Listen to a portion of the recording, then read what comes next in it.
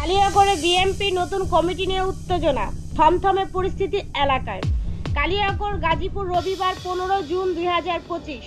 বিএমপির কালিয়াকৈর উপজেলা আহ্বায়ক কমিটি ঘোষণার পর থেকে এলাকা জুড়ে বিরাজ করছে উত্তেজনা।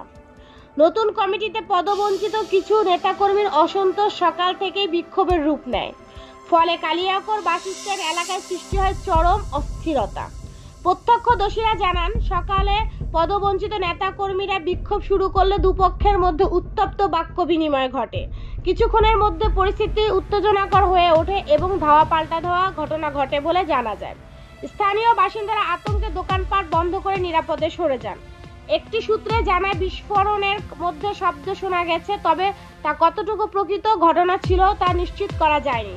প্রশাসনের পক্ষ থেকে অতিরিক্ত পুলিশ মোতায়েন করা হয়েছে এবং পরিস্থিতি বর্তমানে নিয়ন্ত্রণে রয়েছে।